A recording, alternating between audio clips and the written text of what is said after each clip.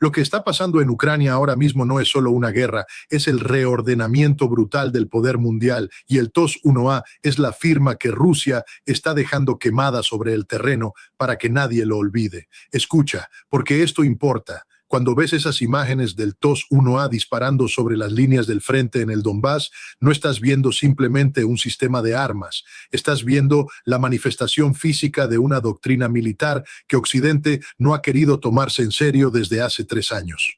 El TOS-1A es un sistema de artillería termobárica de 220 milímetros que dispersa una nube gaseosa de químicos en el aire y la detona con un explosivo de vacío, liberando una onda de choque de alta presión que literalmente succiona el aire de espacios confinados con una fuerza tremenda, reventando los pulmones de todo ser vivo en el área de impacto. No estamos hablando de una bomba que explota y ya. Estamos hablando de un arma diseñada específicamente para eliminar a soldados que están dentro de trincheras, búnkers, edificios industriales, cualquier posición fortificada donde un ser humano busca refugio. Y Rusia la está usando ahora, hoy, de manera masiva, mientras el mundo habla de ceses al fuego que no se sostienen ni 24 horas. Uralvagonzavod, parte de la corporación estatal Rostec, ha entregado nuevos lotes del TOS-1A Solnsepec, equipados con un nuevo sistema de protección antidrones, una señal clara de que Rusia no está frenando su apoyo de fuego pesado en las líneas del frente, sino reforzándolo y adaptándolo a las amenazas modernas del campo de batalla. Eso es lo que necesitas entender. Mientras los diplomáticos hablan en Ginebra, en Abu Dhabi, en Washington, las fábricas de armamento rusas no están en pausa. Están trabajando, están entregando, están mejorando. Y eso nos dice algo fundamental sobre las intenciones reales de Moscú. Ahora bien, hay algo más que quiero que proceses antes de que entremos al fondo de este asunto. Las fuerzas rusas han comenzado a desplegar el nuevo TOS-3 Dragon en las líneas del frente en Ucrania, un sistema de lanzamiento múltiple de cohetes termobáricos que tiene mayor alcance y protección, mejorada en comparación con el Solnsepyok, con 15 guías de lanzamiento en lugar de 24, pero con cohetes de mayor alcance que pueden golpear objetivos desde 15 hasta 24 kilómetros, eliminando la necesidad de línea de visión directa. ¿Entiendes lo que eso significa? El TOS-1A ya era devastador. El TOS-3 lo hace desde mucho más lejos y desde posiciones cubiertas. Esto no es una mejora menor. Esto es un salto cualitativo en la capacidad de destrucción de posiciones fortificadas a lo largo de todo el frente oriental. Y mientras Rusia expande esta capacidad, ¿cuál es la situación real en el terreno? El presidente Putin ha afirmado que hace medio año Ucrania controlaba aproximadamente el 35% de la región de Donetsk, mientras que actualmente solo controla entre el 15 y el 17% de ese territorio. Si esos números son incluso aproximadamente correctos y hay razones para creerlos en términos generales, entonces estamos hablando de un deterioro territorial ucraniano significativo en el corazón mismo de lo que se está disputando. El Donbass no es una región cualquiera, es el núcleo industrial, el corazón económico y el símbolo político de todo este conflicto. Y Rusia lo está tomando pedazo a pedazo mientras las conversaciones de paz giran en círculos. Porque mira lo que está pasando en las negociaciones. Tanto los americanos como los rusos le están diciendo a Zelensky que si quiere que la guerra termine mañana, que se retire del Donbass. Y Rusia ha prometido tomar ese territorio por la fuerza si Ucrania no lo hace voluntariamente. Ucrania ha descartado repetidamente retirar sus tropas de la región, argumentando que ese movimiento solo envalentonaría a Rusia. Eso es el nudo gordiano de todo esto. Ese es el punto donde la diplomacia choca contra la realidad militar, donde las palabras bonitas de los comunicados de prensa se disuelven frente a la presión de los sistemas termobáricos que están convirtiendo posiciones fortificadas en ceniza. Ahora necesito que te sientes conmigo y pensemos en esto con profundidad, porque lo que está sucediendo no es simplemente una guerra entre Rusia y Ucrania. Lo que está sucediendo es una reconfiguración del orden mundial y el TOS-1A es solo el símbolo más visible, el más brutal de ese proceso. Cuando entiendes cómo funciona ese sistema de armas, cuando entiendes su historia, su doctrina de empleo y por qué Rusia lo está usando con esta intensidad precisamente ahora, en este momento de negociaciones diplomáticas que se presentan como avances, pero que en la práctica no están produciendo resultados concretos, entonces empiezas a ver la imagen completa. Y la imagen completa es perturbadora, no porque sea inesperada para quienes llevamos años estudiando estas cosas, sino porque Occidente, y en particular Washington, todavía no parece haber asimilado completamente las implicaciones estratégicas de lo que está ocurriendo. Hablemos del TOS-1A en contexto histórico, porque los sistemas de armas no existen en el vacío. Tienen una historia, una lógica, una doctrina que los acompaña. El TOS-1 fue diseñado para atacar posiciones enemigas fortificadas y vehículos ligeramente blindados, particularmente en terreno abierto. Sus primeras pruebas de combate ocurrieron en 1988 y 1989 en el Valle del Panjshir durante la Guerra Soviética en Afganistán. Piensen en eso, este sistema nació en Afganistán, en las montañas más difíciles del mundo, precisamente para hacer lo que los sistemas convencionales no podían hacer, destruir a combatientes que se habían enterrado en la roca, en cuevas, en posiciones que los hacían casi invulnerables a los proyectiles ordinarios. Y desde entonces, cada vez que Rusia ha enfrentado un adversario fuertemente atrincherado, ha sacado el TOS. Lo usaron en Chechenia, lo usaron en Siria contra grupos yihadistas respaldados por Turquía. El TOS-1 comenzó a desplegarse en Ucrania a escala significativa en mayo de 2022 y es valorado por su capacidad de neutralizar infantería en posiciones fortificadas. Según el Ministerio de Defensa ruso, en las áreas donde operan las tripulaciones del TOS, los nacionalistas ucranianos se rinden voluntariamente con mayor frecuencia, abandonando posiciones e ignorando las órdenes de sus comandantes. Ahora bien, ese último punto hay que tomarlo con cautela, porque viene de fuentes oficiales rusas que tienen incentivos obvios para exagerar el efecto psicológico de sus armas. Pero la realidad subyacente es innegable. Un sistema capaz de producir ese tipo de efecto sobre posiciones endurecidas tiene un valor psicológico que va más allá de su destructividad física. Y ahora viene la parte que me parece más reveladora de todo esto, porque dice algo profundo sobre la naturaleza de la estrategia rusa. El Estado ruso ha reportado progreso continuo en sus esfuerzos por mejorar las capacidades de sus sistemas de artillería termobárica de la serie TOS, con el desarrollo del TOS-2 Tosochka, que ha superado el alcance de un arma de asalto para funcionar como un sistema avanzado de apoyo de fuego. Rostec anunció que el sistema tiene un concepto que ya excede el alcance de un vehículo de asalto, convirtiéndose en un sistema de apoyo de fuego más flexible, móvil y tecnológicamente avanzado, adaptado a las demandas de la guerra moderna. Rusia no está estancada tecnológicamente, Rusia está innovando, está aprendiendo del campo de batalla, está tomando las lecciones de 3 años de guerra y las está incorporando en la siguiente generación de sistemas de armas. Eso es lo que hacen las potencias que están en una economía de guerra real, no una economía de guerra declarada pero a medias, sino una economía completamente reorientada hacia la producción militar. Y aquí está el punto geopolítico más importante que quiero subrayar, porque es algo que los medios mainstream en inglés rara vez articulan con claridad. Toda esta capacidad militar que Rusia está desplegando y desarrollando no ocurre en el vacío diplomático, ocurre simultáneamente con las negociaciones de paz. Putin anunció un alto al fuego de 32 horas para el fin de semana de Pascua ortodoxa, al que Zelensky acordó adherirse en términos recíprocos. Sin embargo, pocas horas después de que el alto al fuego entrara en vigor, ambas partes se acusaron mutuamente de violarlo. Para la mañana de Pascua ortodoxa, las Fuerzas Armadas ucranianas habían registrado 2.299 presuntas violaciones del alto al fuego por parte de Rusia, mientras que el Ministerio de Defensa de Rusia había reportado 1.971 presuntas violaciones por parte de las fuerzas ucranianas. ¿Ves el patrón? Se anuncian ceses al fuego para la galería internacional, para las fotos, para los titulares, y en el terreno la guerra continúa, no porque los soldados sean indisciplinados, sino porque la lógica del conflicto sigue siendo la misma que antes del anuncio.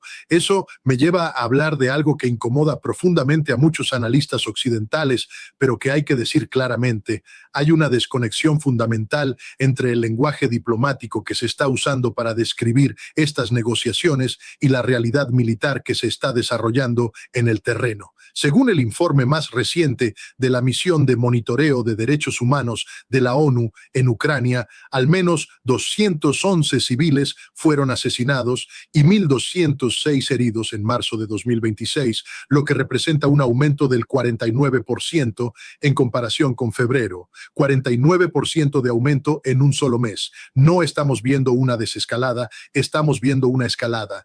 Y los sistemas termobáricos como el TOS-1A son parte de esa escalada en el frente, mientras los misiles y los drones producen ese aumento devastador de bajas civiles en las ciudades. Ahora bien, quiero que pensemos en lo que todo esto significa para los Estados Unidos, porque esa es la pregunta que más me importa articular para esta audiencia. Washington está metido en este conflicto de maneras que la prensa no siempre explica con precisión. El enviado especial de EE.U, Steve Witkoff, y el asesor presidencial Jared Kushner se reunieron con Zelensky como parte de negociaciones continuas con el jefe de la oficina presidencial ucraniana, indicando que las negociaciones lograron resultados tangibles. Pero hay que preguntarse, ¿tangibles en qué sentido? ¿Tangibles en el sentido de que se está avanzando hacia una paz real y duradera, o tangibles en el sentido de que se están moviendo fichas en un tablero donde la posición de fuerza rusa es cada vez más sólida?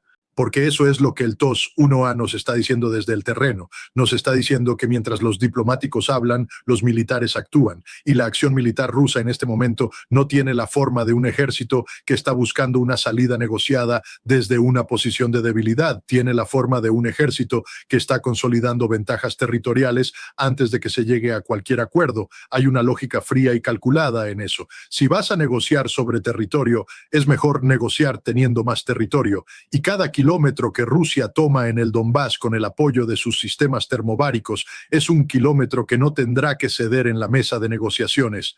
Las negociaciones en Ginebra resultaron en progreso limitado. Las discusiones sobre mecanismos para monitorear un cese al fuego fueron descritas como constructivas, pero las negociaciones políticas permanecieron estancadas, con los enviados rusos insistiendo en el control total del Donbass. Control total del Donbass. Esa es la posición rusa, no una parte del Donbass, no el Donbass que ya tienen, todo el Donbass. Y mientras mantienen esa posición en la mesa, sus sistemas de armas están trabajando activamente para hacer que esa demanda sea cada vez más difícil de rechazar en el campo de batalla. Ahora necesito hablarles de algo que muy pocos analistas están conectando correctamente, y es la relación entre el despliegue del TOS-1A y la presencia norcoreana en el conflicto, porque esto no es un detalle menor. Después de asegurar la región de Kursk con la asistencia de personal norcoreano, Rusia ha podido asignar más fuerzas a los compromisos en los territorios disputados del Donbass. Piensen en lo que eso implica estratégicamente.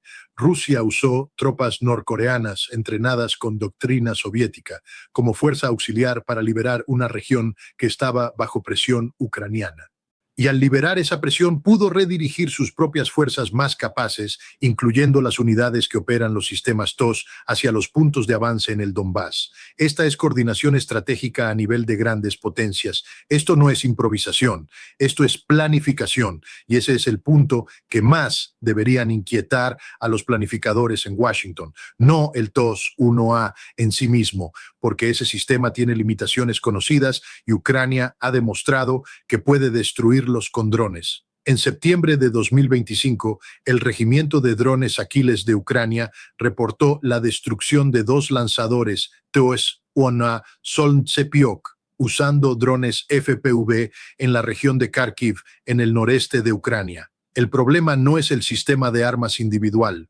El problema es el ecosistema completo detrás de ese sistema, la cadena logística, la cooperación con Corea del Norte, la innovación tecnológica en Rostec, la capacidad de producción sostenida, la voluntad política de seguir empleando estas capacidades independientemente del costo diplomático. Porque hay un costo diplomático, claro que lo hay. El uso de armas termobáricas a esta escala en áreas urbanas y semiurbanas genera condenas internacionales, y esas condenas tienen peso. en ciertos foros, pero Rusia ha demostrado sistemáticamente a lo largo de este conflicto que ese costo diplomático es absolutamente aceptable desde su perspectiva estratégica. Están dispuestos a absorber la condena verbal de Occidente a cambio de avances territoriales concretos. Y eso nos dice algo sobre cómo Moscú está calculando la relación entre poder duro y poder blando en el orden mundial actual.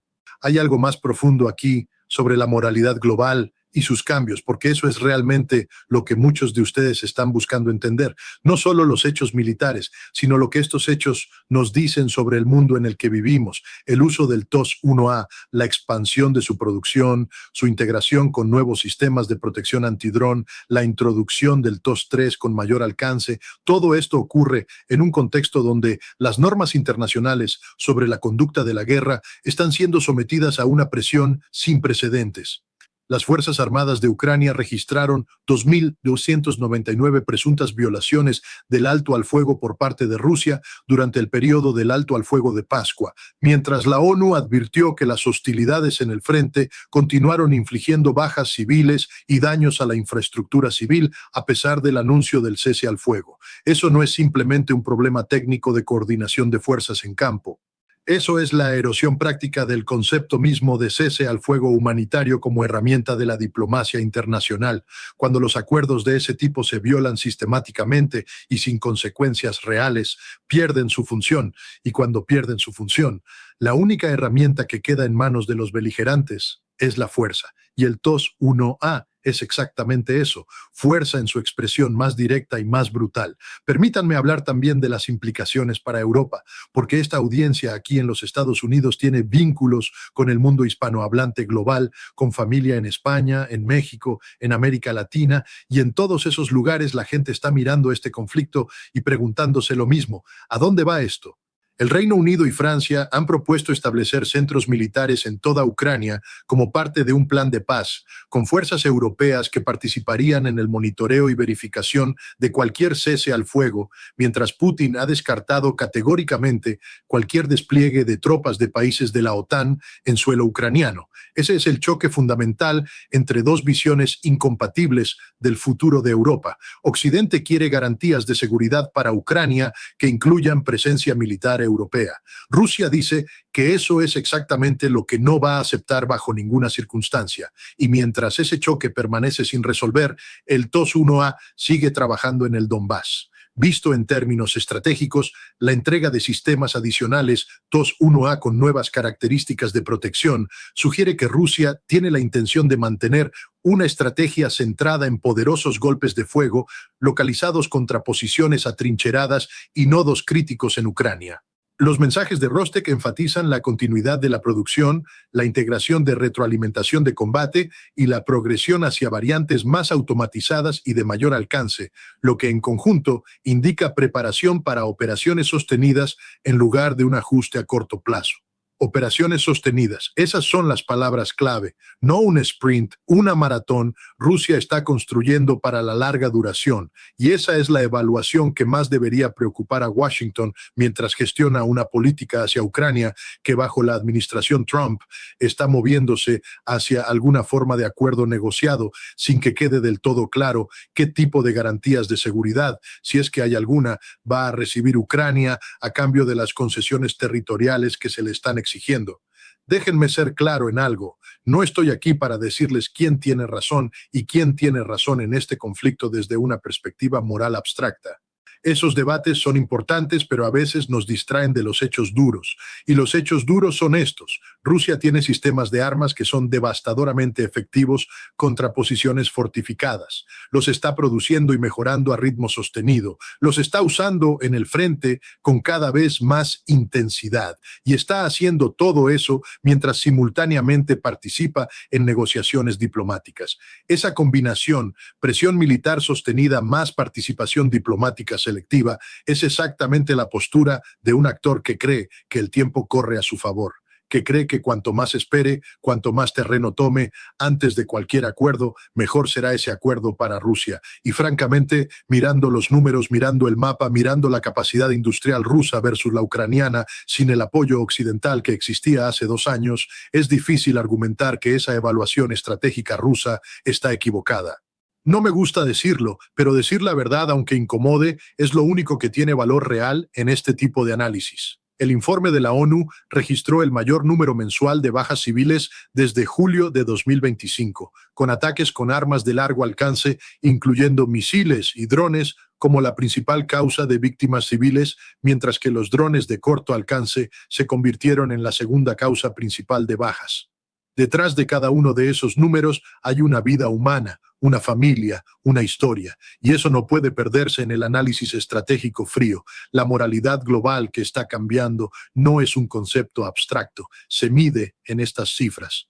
Lo que estamos viendo con el TOS-1A y con todo el ecosistema militar ruso que lo rodea es la consolidación de una nueva realidad en el este de Europa, una realidad donde las fronteras se están redibujando por la fuerza de las armas en pleno siglo XXI, donde los mecanismos internacionales diseñados para prevenir exactamente esto han demostrado ser insuficientes y donde las grandes potencias, incluyendo Estados Unidos, están recalculando sus compromisos y sus líneas rojas en tiempo real. Para ustedes aquí, para la comunidad hispanohablante en los Estados Unidos, que quiere entender realmente lo que está pasando, el TOS-1A no es solo un sistema de armas exótico en un conflicto lejano, es un símbolo de las transformaciones profundas que están redefiniendo el poder, la seguridad y la moralidad internacional en este momento histórico. Y entenderlo bien, sin propaganda, sin simplificaciones, es la única manera de estar verdaderamente informados sobre el mundo que les tocará vivir.